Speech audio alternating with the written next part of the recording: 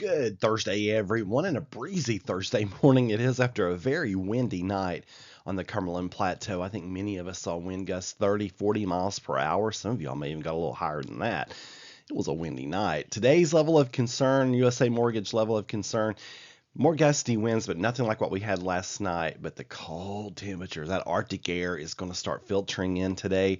And man, you're going to feel it by this afternoon and evening. It is going to be cold, and you haven't seen anything till tonight. And in fact, tonight is a Meteorologist Mark weather alert night for the dangerously cold temperatures. Premier Generators bringing us our winter weather threat level, and goodness gracious, 7, 8, 9 degree readings could be rather common across the plateau tonight.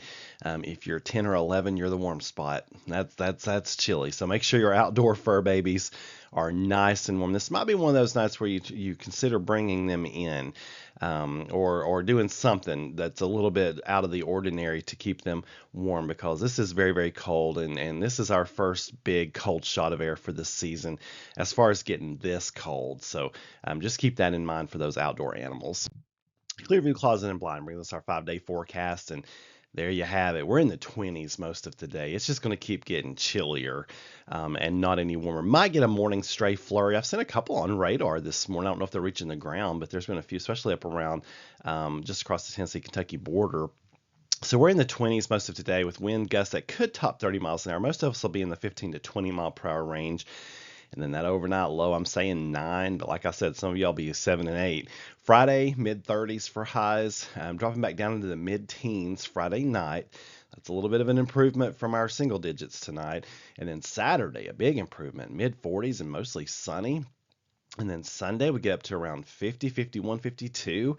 And that sets the stage for a wetter pattern to develop. So we'll be seeing some showers develop later in the day on Sunday, especially after sunset, and only about a trace of precipitation though from that. Mondays when we get rain likely, could see a half inch to 3/4 of an inch as it looks right now.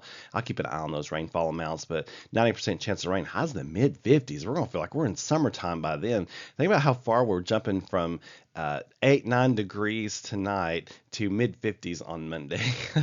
that is quite the hop.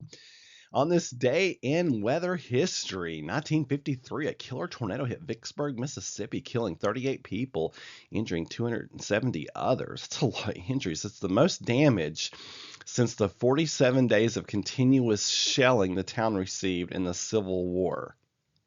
1977, baseball-sized hail is reported just over our neighbors to the west in Putnam County. Now, 1886, a big snowstorm in the southeast produced 11 inches at Montgomery, Alabama. That is southern Alabama, y'all. That's almost a foot of snow for them. 1.5 feet for Rome, Georgia. 22.5 for Knoxville. Man, that's a big snow. M&M's meteorology, radiation fog. So this fog forms when solar energy exits the Earth, especially at night, and allows the temperature to meet up with the dew point or saturation. The best condition to have radiation fog is when it has rained the previous night. This helps to moisten up the soil and create higher dew points. This makes it easier for the air to become saturated and form fog.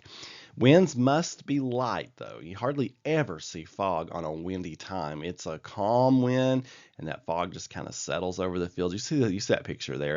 We see this a lot in the summertime. You folks have a wonderful Thursday, and keep looking up. For more weather information, meteorologistmark.com or the Meteorologist Mark app.